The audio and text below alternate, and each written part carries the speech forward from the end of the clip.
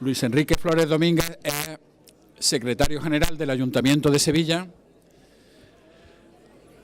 El Departamento de Derecho Administrativo ha tenido el verdadero lujo y privilegio de tenerlo como profesor asociado durante muchísimos años y ahora mismo, en la actualidad, es asistente honorario del departamento. Bueno, para alguien que lleva trabajando en el mundo local desde hace ya 34 años, hablar, presentar a alguien de su experiencia jurídica, pues es un pleonasmo, ¿no? Porque realmente la experiencia jurídica se bate en la trinchera y no hay mejor trinchera ni más complicada que la de la administración local, que es la que tiene los problemas ciertamente al lado. Luis Enrique Flores para mí es uno, y lo van a ver ustedes, bueno, van a ver ustedes varias cosas, que es un ponente impresionante, es un ponente ameno, es un ponente muy divertido, pero no se engañen, estamos ante uno de los mejores juristas que ustedes puedan conocer. Es uno de los juristas más finos, solo tiene un defecto. Yo, como bético, he de decir que el único defecto que le veo es que es sevillista, pero vamos, salvo eso, que es un pecado menor. Bueno, les dejo sin más con Luis Enrique, que nos va a hablar sobre los medios propios, un tema que verán que tiene gran importancia. Muchas gracias, Jesús, tan exagerado como siempre. Lo único que ha sufrido, porque ha tenido que tocar aquí, que lo que traigo hoy es césped del Sánchez Pizjuán bañado en oro, con lo cual... Tienes que acercarte. Afortunadamente no se escucha. Es para mí, enemigos béticos, porque lo de amigos es para otras. Les digo, mira, te gusta, y cuando los veo tocar, un placer, estás tocando el césped del Sánchez Pizjuán, y entonces ya se van como si tocaran el demonio, ¿no? Bien, pues gracias, Jesús, y gracias, Elías, por la invitación. Y vamos a abordar en estos 50 minutos uno de los temas que probablemente más nerviosismo ha provocado en las administraciones, como es la nueva regulación de los medios propios. Realmente, en el caso nuestro del Ayuntamiento de Sevilla, lo que hemos hecho, un informe conjunto, la intervención y yo, y hemos concluido que ya no hay más encargos, con lo cual la ley ha sido un bálsamo y no hay medio propio como tal que cumpla las características de la ley, lo cual motivó que hubo que convocar una junta de gobierno el día 8 de marzo, hicieron no sé cuántos encargos, todo lo que tenían por allí pues lo encargaron aprovechando el criterio que ya habíamos anunciado que íbamos a mantener. Bien, como sabemos, los medios propios, el recurso al medio propio es una técnica una fórmula de autoorganización que permite que una prestación contractual se ejecute a través de una persona que tenga la condición de medio propio. Es una fórmula que no esconde un contrato, no es un contrato, el encargo no tiene naturaleza contractual porque es de ejecución obligatoria para la persona que tiene que llevarlo a cabo, con lo cual la nota de la relación de bilateralidad de los contratos aquí no se da. ¿Esto por qué no va? Tienes que darle. Ah, vale. Tiene que estar uno pendiente. Ahora bien, esta técnica ciertamente se ha utilizado, vamos a ser cautelosos, indebidamente, por no decir, y con cierto abuso. Y ahí tenemos, os cito, los informes reiterados de los organismos de control externo, los informes de la Comisión Nacional del Mercado de la Competencia, de la Comisión Nacional de los Mercados de 2015, advirtiendo de los efectos negativos por la falta de tensión competitiva que genera los encargos, y sobre todo me voy a detener en un acuerdo. Bueno, hay 10 resoluciones de la Comisión Mixta de Relaciones con el Tribunal de Cuentas de 27 de febrero que asumen los informes del Tribunal de Cuentas. estos acuerdos de la comisión mixta son curiosos, porque siempre asumimos el informe. Bueno, ya lo asumen y ahí quedó. Debía decir, vamos, lo asumimos y vamos a hacer algo, ¿no?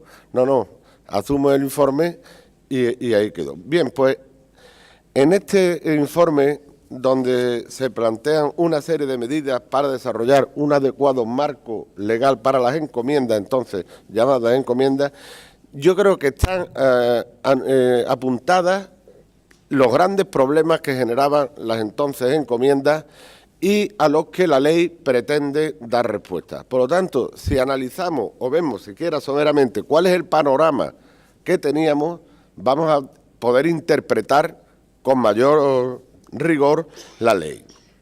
Se planteaba aquí la opción de regular los encargos o encomiendas en una norma con carácter sustantivo, opción que el legislador no ha utilizado y lo ha incorporado a la legislación de contrato. Y la necesidad de dar un nomen juris a esta figura para diferenciarla nominativamente de las encomiendas, que es lo que ha hecho el legislador llamando a esta figura encargo y a las encomiendas dejarlas en el ámbito de las relaciones interadministrativas. Advertía de una práctica y llama la atención el tribunal de que se evite el recurso al medio propio para suplir carencias estructurales de plantilla. La legislación de crisis y la tasa de reposición de efectivos ha provocado un recurso generalizado al medio propio, aunque no fueran técnicamente medio propio. Pues los encargos eran cruzados permanentes y la justificación 2 líneas por no tener suficiente disponibilidad de este servicio, por carecer de medios de este servicio. Y al final, ¿qué ha ocurrido? Pues que las plantillas están bajo mínimo, y si frenamos el recurso al medio propio, vamos a encontrar dificultades. Quizás hemos sido también los funcionarios los que en este sentido nos hemos dado tiros en los pies. Bueno, como es más cómodo, se lo encargamos y me quito un expediente, tener que licitar, montar con un simple acuerdo. En algunos casos. Sigo citando algunos ejemplos de lo que nos pasa en el Ayuntamiento de Sevilla porque creo que es muy extensible. La oferta de empleo público de este año es 40 policías, 20 bomberos, 30 peones, no sé cuántos capataces y un técnico. Claro, esto ha acentuado nuestro criterio de ser más estrictos en los encargos. Oiga, usted no sabe quién va a hacer los pliegos, quién va a proveer jurídicamente a tantos peones, a tantos policías y a tantos bomberos. Por lo tanto, ya advertí al tribunal, dice, la prohibición de alteración de la titularidad de las competencias a través de encargos continuados, que al final lo que estamos haciendo es que le estamos transfiriendo por esta vía la competencia a un ente. La necesidad de justificar la existencia de la necesidad a satisfacer y la carencia de medios. No basta, como he dicho, hemos visto informes de 2 líneas, por no disponer este servicio de medios suficientes.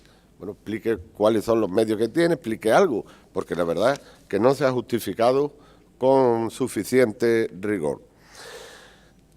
Se pedía también que se justifique, como la ley 40 exige, ahora veremos, que se justifique documentadamente que es más eficiente la opción. Nadie ha hecho estudios de eficiencia o con carácter general y en la administración local no se ha hecho.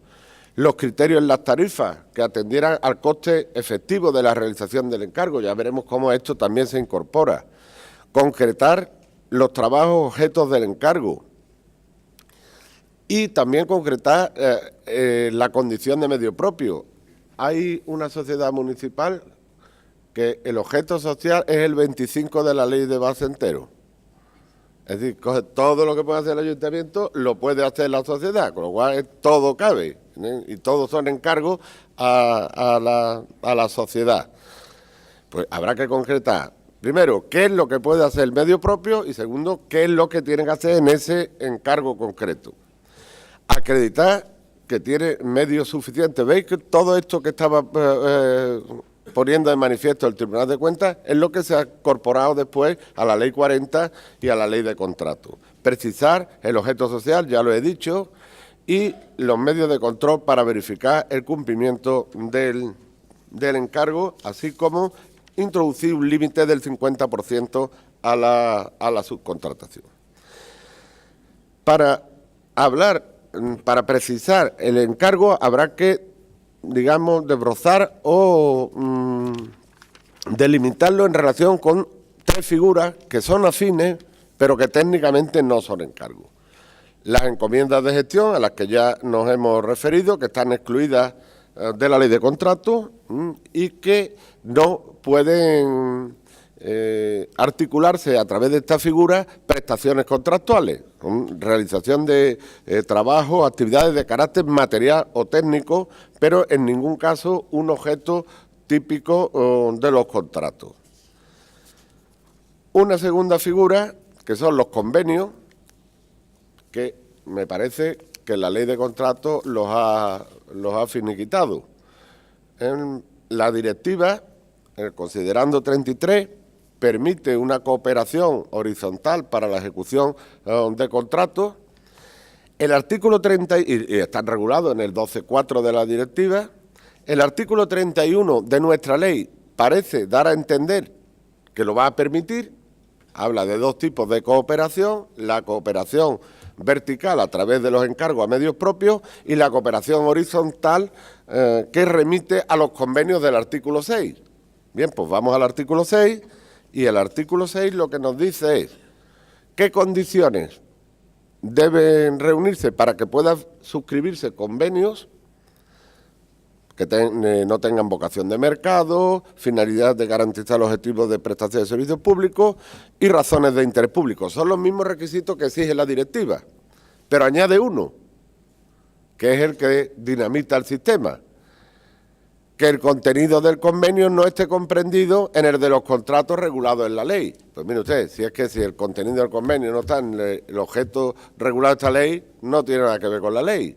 ¿Veis que el contrasentido? Y usted puede firmar convenios siempre que haga esto, pero que no tenga un contenido contractual. Pero no hemos quedado que la cooperación horizontal era precisamente para ejecutar contratos, no sometiéndose al ámbito de aplicación de la directiva.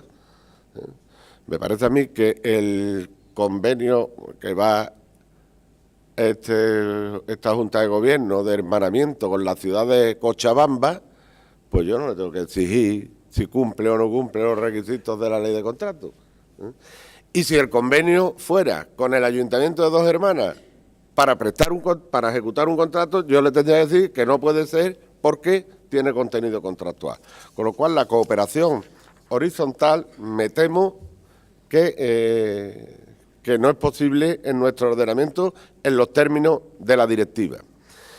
Y la última figura, la más... la que está más cercana, que es la personificación jurídica del servicio. Como decía la enmienda 482 del PSOE, a los límites a la subcontratación, una cosa es un encargo concreto de una obra o un servicio y otra cosa es encargar la gestión del servicio, que es la típica figura del ámbito local de personificación de un servicio. Y aquí, bien en régimen de derecho público a través de los organismos autónomos o bien en régimen de derecho privado a través de las sociedades de capital de titularidad pública, que será alguna fórmula que habrá que optar ante la imposibilidad de realizar encargo. ¿Por qué? Porque en estos casos no rige el límite del 50% de límite a la subcontratación. Aquí estamos personificando un servicio. No hemos creado un ente para ejecutar contratos. Hemos creado un ente para que gestione el servicio de transporte urbano. Y yo no le tengo que estar encargando cada línea nueva de transporte que hace, ni le tengo que estar encargando cada autobús que compra. O un servicio, pongo el ejemplo del área de limpieza vía pública del ayuntamiento, que tiene parte, como es la limpieza de la vía pública, en un modo de gestión a través de una personificación jurídica, que es el IPASAN, parte que la presta el ayuntamiento con sus propios trabajadores, como son los parques, los jardines históricos, Parque María Luisa, y otra gran parte que lo presta el ayuntamiento a través de un contrato de servicio externalizado, que son los parques no históricos. Es decir, son técnicas de organización dentro, no ya dentro de un mismo ayuntamiento, dentro de un mismo área de gobierno o dentro de un mismo servicio. Eso para mí no es un encargo en el sentido técnico, en el sentido propio de la ley de contrato, sino una forma del artículo 85.2 de gran tradición, sobre todo en el derecho local a la hora de gestionar los servicios públicos. Un paso importante a la hora de reducir los límites o fijar los contornos de esta figura lo dio la Ley 40/2015, que en principio la vimos como una norma que no era aplicable a nosotros, era una norma para el Estado, no era básica, y dijimos, bueno, esto es problema de la intervención general del Estado y problemas que tienen los entes instrumentales del Estado. Pero la disposición final 4 de la ley de régimen, de la disposición final 4 de la ley de contrato incorpora vía supletoriedad la ley de régimen jurídico del sector público. Por lo tanto, el artículo 86 de la ley de régimen jurídico del sector público ya es supletoriamente aplicable a todas las administraciones públicas. Así que hay que tenerlo presente. ¿Por qué? ¿Qué es lo que ha introducido más destacablemente este precepto? Pues lo que ha introducido es la necesidad de un control de eficiencia. Un control de eficiencia a la hora de utilizar esta técnica de organización. ¿Es más eficiente que recurrir a la licitación o no es más eficiente? Porque si no lo es, recurra usted a la licitación. Y además, ¿tiene usted medios para ejecutar la prestación que yo le voy a encargar o no tiene medios? Porque si no tiene medios, no se la encargo. O no puedo encargársela. Para que usted haga de intermediario, que es lo que queremos evitar, para esto no hace falta este viaje. Para que usted, yo he llegado a ver, encargar a Tuzán para que por medio de AUSA haga el intercambiador de la feria. Digo, pero ¿esto cómo es? Este fue el primer, esto hace ya 14 años, encargar. Claro, era ya utilizar un medio propio para que ya le decíamos que se lo encargara a otro, que a su vez este otro lo iba a contratar. Y bueno, pero tres gente interviniendo con su estructura, sus costes generales, para un contrato, para ejecutar un contrato, esto es un disparate. No sé, eficiente desde luego me parece que no es. Veis que desde que yo empecé, llega antes del charco la pava a la feria. Porque antes tardaba más, porque tenía que pasar por 3 entes controlando aquello. Ahora ya va directamente el intercambiador y llegan. Bien, esto es lo que pretende el legislador y debemos pretender los administradores de recursos públicos llevar a la práctica. Que si hago un encargo es porque esta persona, este ente puede hacerlo y porque además me es más eficiente. Porque lo del control análogo como si fuera un servicio hay que grabárselo aquí. ¿Sí? Yo le encargo mi servicio de planeamiento que me haga un plan si allí no hay un arquitecto que sepa hacer planeamiento. Pues no. Pues yo no le puedo encargar a la sociedad instrumental medio propio de servicios de planeamiento que me haga un planeamiento donde no tiene nadie.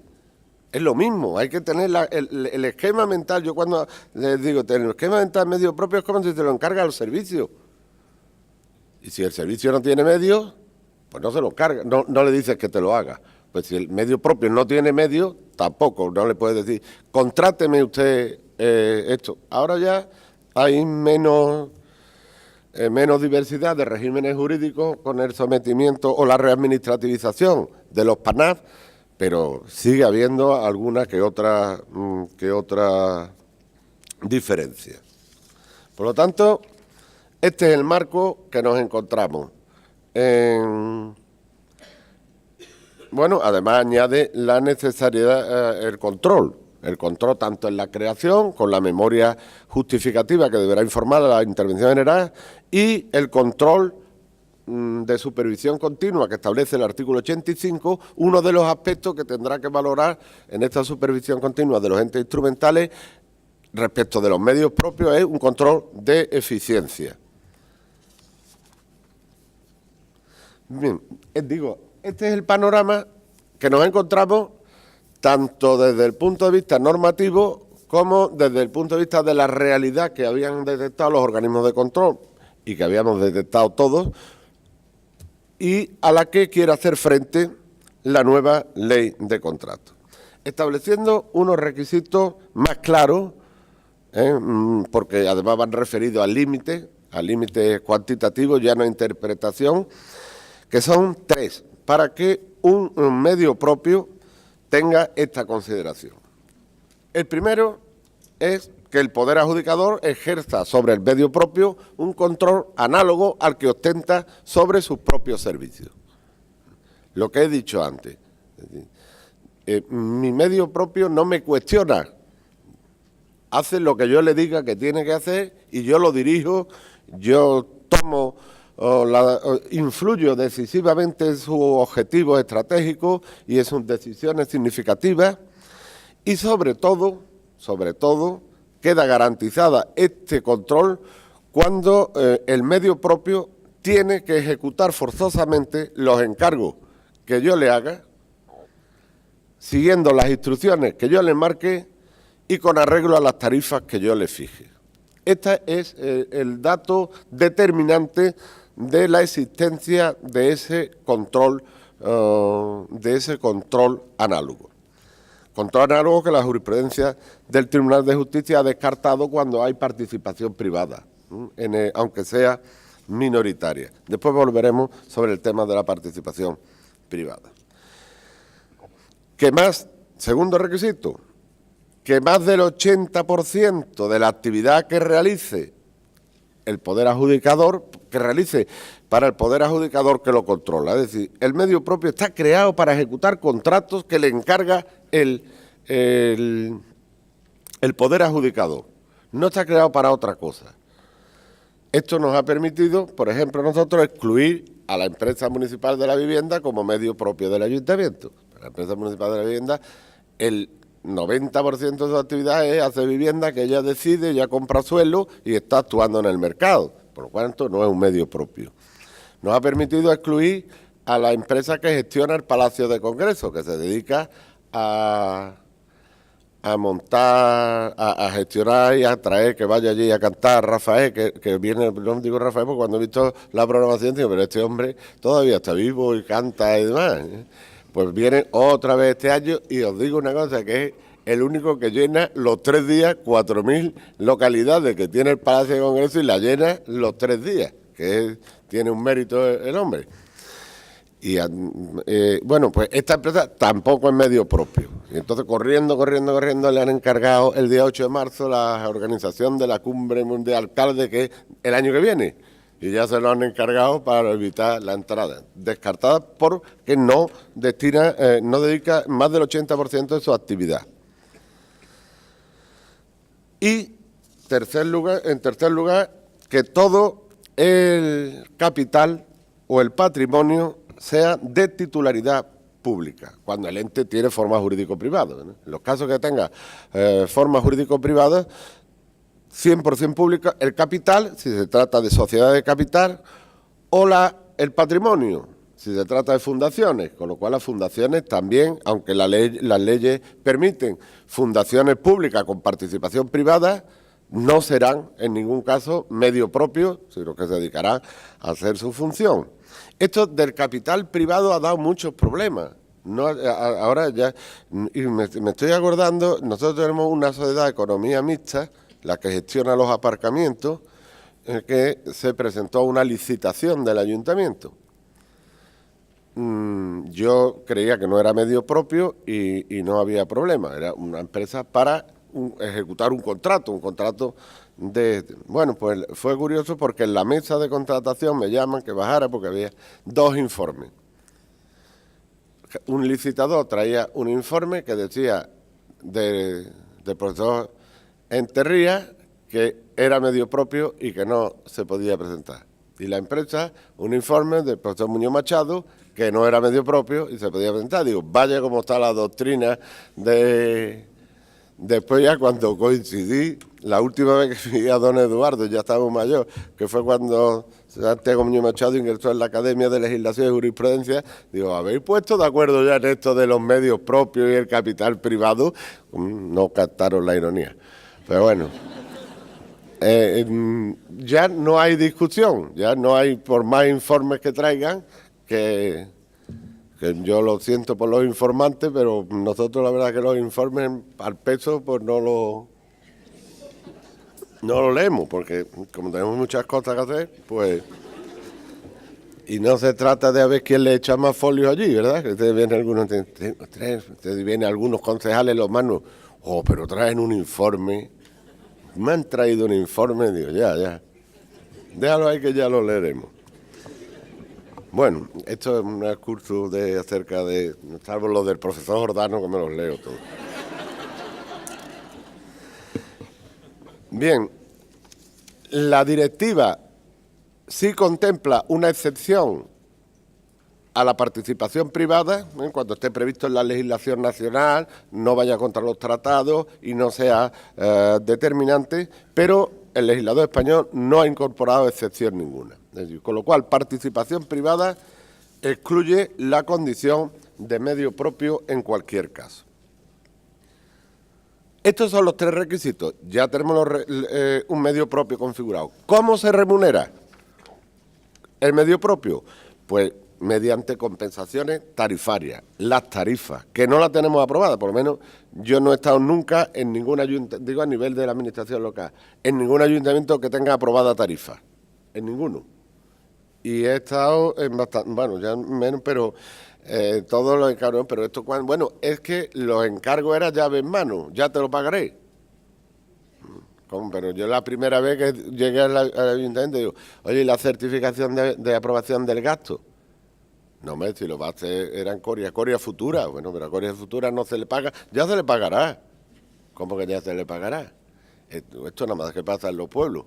Pero claro, llego aquí y me encuentro que hay un encargo llave en mano de 105 millones de euros, que es el Palacio de Congreso, que se le encarga en Vicente, hazlo y ya hacemos cuentas, que todavía estamos haciendo cuentas. Entonces, esto lo cortamos de radical. Pues por lo menos conseguimos que haya un presupuesto y que con el encargo vaya la consignación presupuestaria y vaya la cuantía.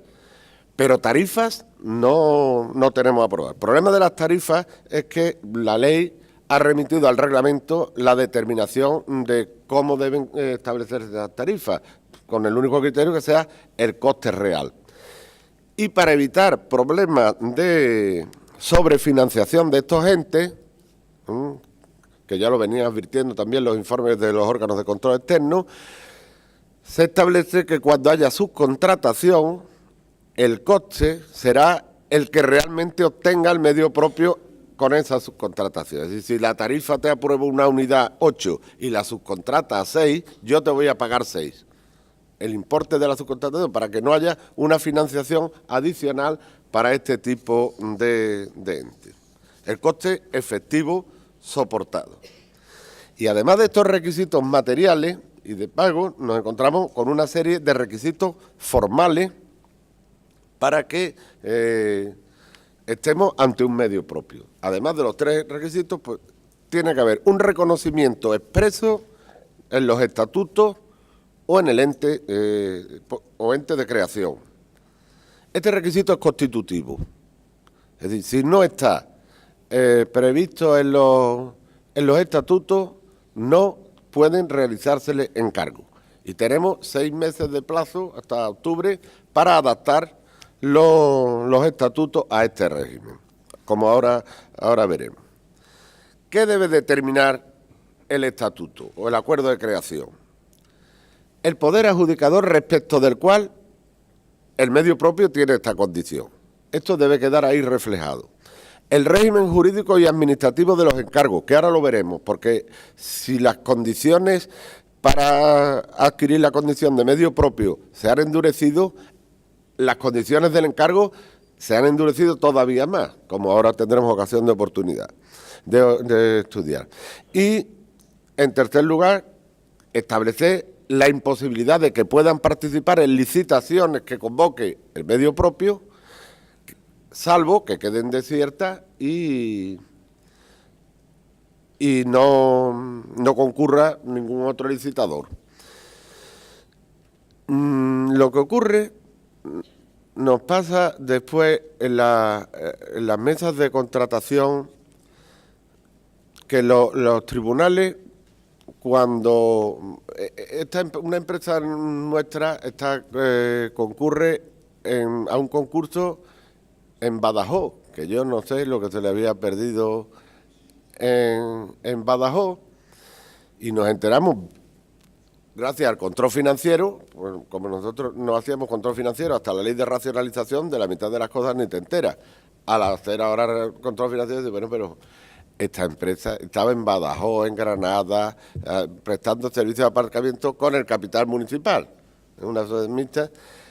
Otra vez aquí, aluvión de informes, ya no voy a citar aluvión de informes que sí, que no, de todas clases. Ahí la doctrina se explayó. Si podía estar en Badajoz, no podía estar en Badajoz. Y bueno, cuando llegaban las mesas de contratación que los excluían, porque entendían que una sociedad de Sevilla creada por el ayuntamiento se debía circunscribir al ámbito territorial, los tribunales después anulaban la mesa de minutos. Usted no se meta, es un problema del ayuntamiento de Sevilla, y no sé si la empresa en su objeto social lo tiene y tiene la capacidad, y tumbaban los acuerdos de la mesa de contratación. Bien, esta ya dejará de ser medio propio, espero que deje de ser incluso medio, ni propio siquiera, porque vaya dolores de cabeza que da, ¿sabéis? Imaginaros, esta no la podemos... Esto es de los entes instrumentales que los cría y después se convierten en unos monstruos que nadie sabe ni lo que hacen, es un problema serio. Yo algunas veces he pedido, escribiendo, una administrativización de los procedimientos de modificación de estatutos de las sociedades mercantiles públicas, porque después se reúnen, acuerda la Junta General lo que le da la gana, van al registro mercantil, el registrador mercantil comprueba que con arreglo a la legislación societaria tiene todas las formalidades y modifica el objeto social, y cuando te enteras resulta que tú habías creado una sociedad para gestionar 3 aparcamientos y estás haciendo aparcamiento en Parla. Pero no parla tanto y hacer las cosas que tenés que hacer. Y te dicen, claro, es que está inscrito en el registro mercantil, pero ¿quién ha autorizado usted que cambie el objeto social? Y lo cambian y no hay problema. Pues aquí el hecho de que sea el poder adjudicador el que tiene que determinar quién es medio propio y esos estatutos nos va a servir de algún tipo de control. Y un requisito que yo no lo entiendo, conformidad del poder adjudicador respecto del que se va a hacer medio propio. Es como si me pide conformidad de que yo soy el padre de mi hijo. Si yo lo he creado, bueno, por la madre, vamos a dejar a la madre que es más seguro. Mater semper certan est. Exacto.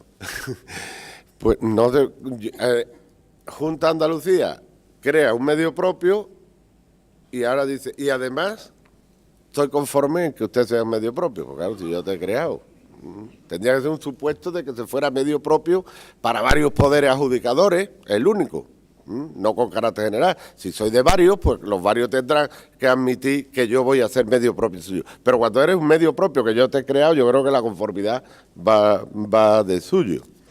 Y verificar, esto está traído ya de la Ley 40 y se impone con carácter general, verificar que realmente el medio cuenta con los medios para ejecutar las prestaciones, los encargos que se le vaya a hacer.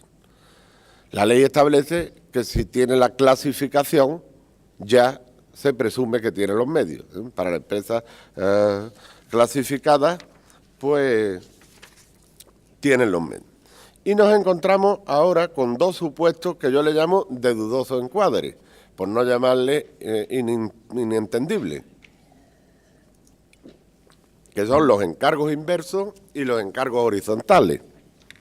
Los encargos inversos, que es cuando la persona jurídica controlada, es decir, el medio propio, siendo poder adjudicador, le encarga al poder adjudicador que lo controla. Es decir, el ayuntamiento le encarga a la gerencia de urbanismo, suponiendo que fuera el medio, que le haga el plan, y dice la gerencia, muy bien, pues yo te voy a encargar a ti que tú me hagas otra cosa. Bueno, ahora veremos las dificultades. Pero ya los encargos horizontales entre hermanos, que la persona jurídica controlada, siendo poder adjudicador, encarga a otra persona que está también controlada por su mismo, directa o indirectamente, por el mismo poder adjudicador. Yo cuando vi esto en la directiva me eché a temblar, porque la primera lectura digo, bueno, esto va a ser un lío. Esto es que la gerencia de urbanismo le encarga al Instituto de Deporte y al Instituto de Deporte le encarga a la agencia tributaria, el ayuntamiento le encarga, digo, verás tú que acaba el Alcázar haciendo un campo de fútbol. La agencia tributaria haciendo el plan de urbanismo y el de la gerencia recaudando las multas de tráfico. Porque como empecemos aquí, ya esto se ha clarificado un poco y creo que no. Digo, ¿por qué entendía yo que son de dudoso encuadre estos supuestos?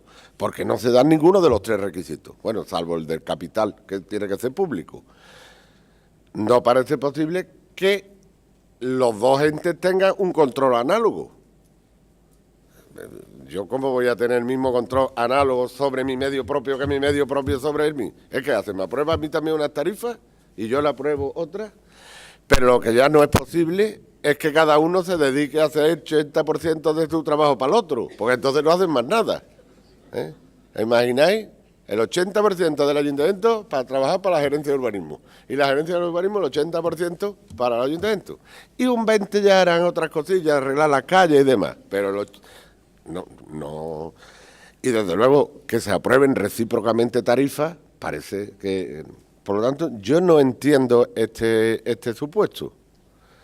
Es más, ya hay alguna sentencia, en la de 8 de mayo de 2014, en una cuestión de prejudicialidad planteada por un tribunal alemán, que ya cuestiona la existencia de un control análogo en los encargos horizontales.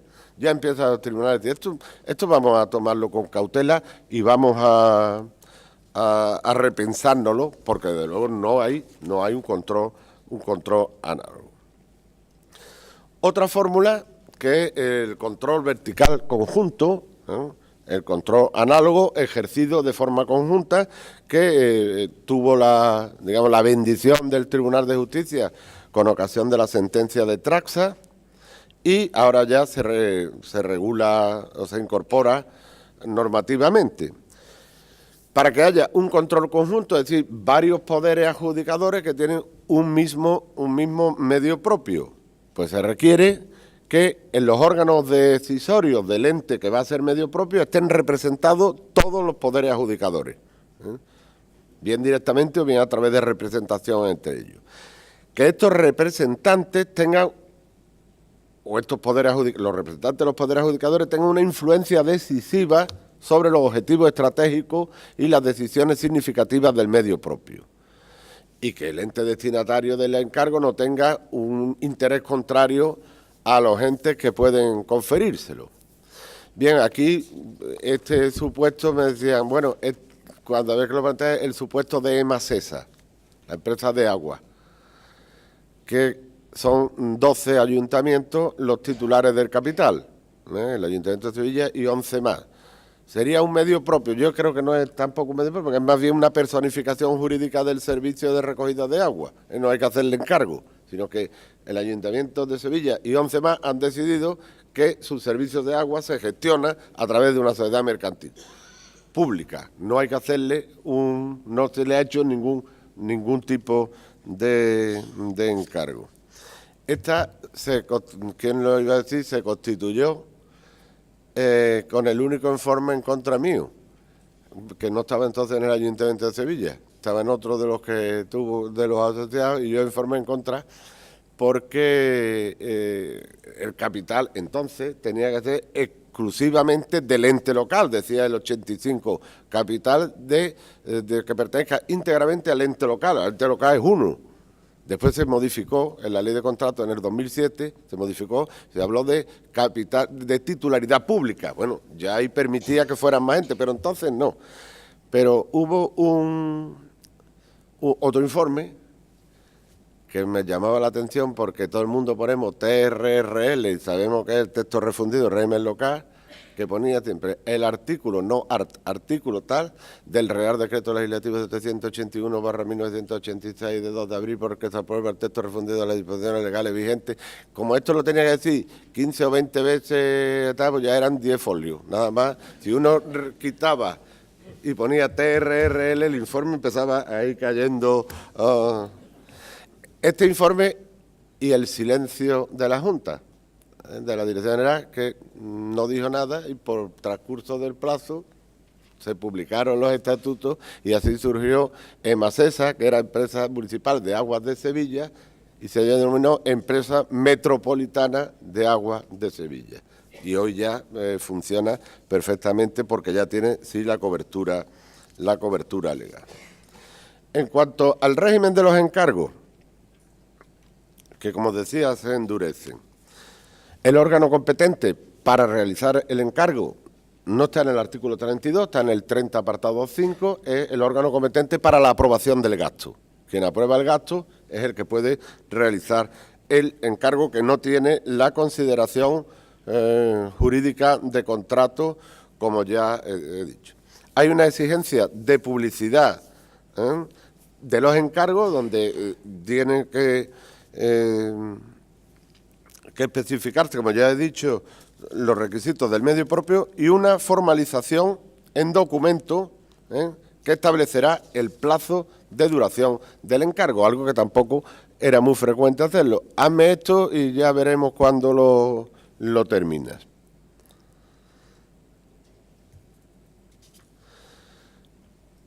Destacamos que el incumplimiento de los requisitos de los encargos es determinante de la anulabilidad, en virtud del 40C. Como María José va a tener aquí mucho trabajo, pues menos mal que por lo menos no es de nulidad, es de anulabilidad, porque como veremos, cabe el recurso especial ahora contra los encargos a partir de 100.000 euros o aquellos en los que no está determinada la cuantía, y me vuelo por lo que he ido por los despachos de por ahí que están con los cuchillos, así afilando los cuchillos para los encargos, y los PANAP, los recursitos estos de alzada impropios, ya nosotros, por ejemplo, hemos montado una estructura, una unidad en el ayuntamiento para resolver estos recursos, para que tenga unidad de criterio, porque no nos parecía que los de Tusán los resuelva la Delegación de Seguridad, los de Lipasal, los del área de medio ambiente, y cada uno resolviendo recursos sin un criterio. Entonces hemos creado en Secretaría una unidad para la resolución de los recursos administrativos, para no contaminar tampoco al Tribunal de Recursos con esta labor, y que se siente un criterio único en el ayuntamiento para que los PANAC, que los vamos a poder reconducir, porque ahora iban a su bola. Yo creo que la medida está bien, porque esto primero va a dar litigiosidad, pero a medio plazo sentaremos criterios y nos pondremos de acuerdo. Y unas exigencias de publicidad en el perfil del contratante. A partir de 50.000 euros el encargo hay que publicar documentos de formalización, incluyendo cuál es el objeto, la duración, las tarifas y la identidad del medio propio, y los de importe superior a 5.000 euros trimestralmente. Al trimestre se publica. Con lo cual, ¿qué ocurre? Que la no publicación pues va a mantener el plazo de recurso abierto. Por garantía del propio encargo, la publicación en en el perfil del contratante hay que tenerla presente. Probablemente este sea uno de los problemas en el que no nos vamos a poner de acuerdo hasta que no haya un pronunciamiento de los tribunales de recursos o de los órganos consultivos. Los negocios que celebra el medio propio. Sí tenemos claro que los negocios que celebre el medio propio, que es poder adjudicador, cuando sea, se sujetan a la ley de contrato. Si son poderes adjudicadores, en los términos del artículo 26.3. Si no son poderes adjudicadores, en los términos del título primero, libro tercero. Es decir, aquí ya no hay duda y, como decía, hay una readministrativización de esta figura. Pero la gran novedad que introduce la norma es el límite a la subcontratación, que es un 50% son las prestaciones parciales que pueden subcontratarse. El proyecto fijaba en un 60% con posibilidad de que el órgano que realiza el encargo dispensara, permitiera una subcontratación mayor, pero una enmienda, la que os he citado, la 428 y dos más del Grupo Socialista, redujo al 50% la subcontratación. Esto nos plantea un problema de interpretación de cuál es el límite, o mejor dicho, en otros términos, ¿a qué refiero el límite? Mira,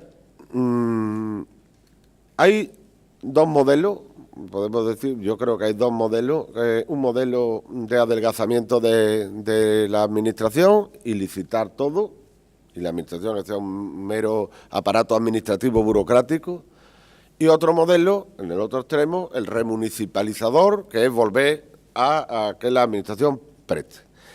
En medio está esta zona de penumbra de los medios propios, que es un quiero no puedo. Ni lo quiero hacer yo, pero licito. Claro, el 50% es un límite que en muchos casos va a obligar a disolver antiguos medios propios, porque no tienen estructura. Y además, ¿es eficiente mantener una estructura para ejecutar 20% de un contrato y que el 80% lo hagan los demás? Pues yo creo que no. Como hay que justificarlo, pues habrá que justificarlo. ¿Qué se está interpretando? Que cuando la ley habla de prestaciones parciales, son prestaciones vinculadas al objeto directo del contrato, al objeto crítico del contrato.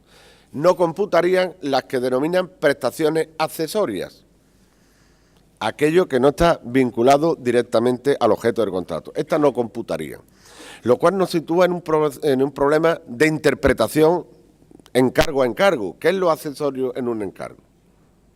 ¿Y qué es lo crítico? Una técnica serían las tarifas, ¿no? En las tarifas, cuando apruebe el administrador la tarifa, es decir, qué parte del encargo es crítico, qué parte del encargo forzosamente tiene que hacer y qué parte es accesorio. Pero digo que es un problema de interpretación, porque dice, bueno, ponían en alguna forma un restaurante. ¿Qué es lo principal? Que te den de comer. Lo otro es accesorio. Bueno, es accesorio, pero no me ponen cubierto ¿cómo? ¿Es accesorio el mantel? Pues yo desde luego si voy, me pegan una clavada como el otro día de 80 euros por comer y no me ponen el mantel, no voy más. ¿Qué es lo hace? Pues por eso digo que lo accesorio es un esfuerzo de interpretación difícil. Yo creo que si tenemos que hacer todo eso esfuerzos de interpretación es que algo falla en el medio propio. De entrada, algo está fallando. Pero es una vía que digo, que es por donde está yendo las posturas para que no sea tan drástica el límite del 50%. Diseccionar aquellas prestaciones que son accesorias. Hay una orden de la Junta que claramente diferencia en los encargos, que no se computará en los encargos de obra, los materiales, claro. la compra de los materiales para hacer la obra, no puedes meterlo en el límite del 50% de la subcontratación, porque es que entonces no haces la obra. Bien, en esta línea en la que digo que apunto que van los derroteros, pero habrá que esperar la interpretación. Y sobre todo, hay que precisar muy bien el encargo. ¿Ves? Si queremos utilizar esta técnica de prestaciones accesorias y prestaciones parciales, habrá que precisar con mucho detalle qué es lo que yo quiero que usted haga. Y ahí le voy a aplicar el límite.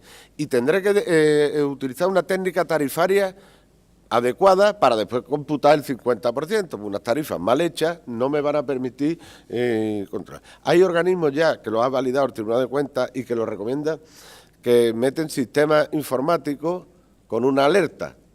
Cuando usted ya ha subcontratado, hay uno, no me acuerdo, que tiene por instrucciones internas uno del Estado una prohibición de subcontratados del 40%. Y lo que tiene es una alerta que cuando va llegando al 40% y va a hacer una compra y dice, oiga, que se está usted pasando. Bueno, no creo que lleguemos a estos extremos. Para ir terminando, a la 1 y 5 dijimos, el plazo de adaptación de estatuto, la disposición transitoria cuarta nos permite 6 meses desde la entrada en vigor de la ley para adaptar los estatutos. Mientras tanto, podemos continuar realizando encargos siempre que el medio propio acredite que cumple las 3 condiciones esenciales para tener esta condición. O sea, las condiciones materiales las tiene que cumplir, puede seguir haciendo encargos, y las formales de adaptación de estatutos tenemos ya menos, ya casi 5 meses. Por último, hay una figura ahí, que bueno, la cito porque tampoco es que vayamos a utilizar mucho, que es encargo de entidades que no sean poderes adjudicadores. Esta estoy pensando, es que no me preocupa mucho ella porque en el ámbito local la figura no puede existir. Y por la disposición adicional cuarta de la ley de base, la redacción que le da la disposición adicional novena, apartado cuarto, que le da la ley de racionalización. Es decir, las entidades locales no pueden tener entes de segundo grado. Con lo cual, un poder adjudicador, un ente que ha creado el ayuntamiento, que no es poder adjudicador, con lo cual no es el propio ayuntamiento, no puede crear otro, porque está prohibido. Entonces, cito esto, pero yo este artículo 33 lo taché, digo, oye, qué bien, uno que no tenemos que estudiar. Pero los requisitos son los mismos prácticamente, que el control sea análogo, lo que pasa es que en vez de referido a la legislación mercantil, que la totalidad del capital sea público y que más del 80% la realice para la persona que realiza el encargo. Yo me imagino que esto será algún supuesto que habrá ahí, como pasa en las leyes, que le damos muchas vueltas, resulta que es que uno tenía un primo que tenía un problema en un ayuntamiento y lo metió ahí en un artículo. Bien, esta es la ley. Yo, últimamente, como decía antes el profesor Jordano, estamos muy acostumbrados a que las leyes no se cumplan y no pasa absolutamente nada, porque lo estamos viendo con la ley 40, con la ley 39, los registros electrónicos, aquí todo el mundo sigue con el papel y no pasa absolutamente nada. Yo, por asustar, he tenido a los del servicio de fiestas mayores absolutamente con sudor frío todo el plazo de adjudicación de las casetas. Porque le pregunto, sabéis que aquí no adjudicar una caseta, no solicitar la caseta en plazo, es pena de reclusión mayor. Y la gente ha inventado lo más grande para no perder la caseta. Uno llegó a alegar que estaba allí enterrado su abuelo. Sí, no, digo que en las cenizas la habían echado allí, porque su abuelo era un feriante y que cómo iba a perder la caseta con su abuelo allí. Dice, no, pues habrán socios a su abuelo de las nuevas, pero usted ha perdido la caseta. Bueno, pues entonces los llamo y cuento esta anécdota y les pregunto, oye, ¿está ahí admitiendo solicitudes en papel? Claro. Digo, ¿de personas jurídicas? Dice, sí, digo, pues me voy a quedar con una caseta. ¿Cómo? Digo, ustedes sabéis que tenéis que devolverle la solicitud, pedirle la subsanación, y que la subsanación tiene efecto desde que la hace, que ya está fuera de plazo para solicitar la caseta. No, por Dios.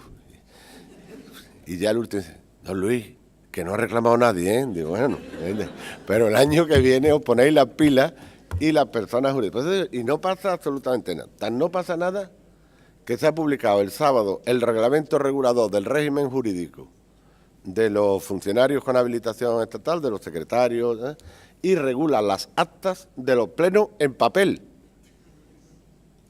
que no lo hacemos ya nadie. Y además del electrónico, usted tiene que hacer un papel con el acta. Por eso digo que estamos muy relajados. Yo ya las leyes no me estreso mucho, o sea, porque después no pasa nada, que no pasa nada. Y dicen, sí, claro, una ley. Bueno, ya no la estudiaremos otro día. Y por supuesto, aprendí del profesor Muñoz Machado que una ley hasta que no está en vigor no se lee siquiera. Porque fui con él a Barcelona a hablar del proyecto de ley de régimen jurídico y dice, bueno, pues yo las leyes me las leo poco, los proyectos ni los miro y de los anteproyectos no quiero ni hablar. Así que este joven que está mayor, que va a explicar anteproyecto y yo voy a hablar de mi informe sobre España. Digo, pues ya esto se me ha quedado a mí aquí y ya no lo leo. Y esta ley me la empecé a leer estos días y veo que es interesante y que da mucho juego y he intentado transmitiros lo que me ha suscitado este tema de los medios propios. Y muchas gracias.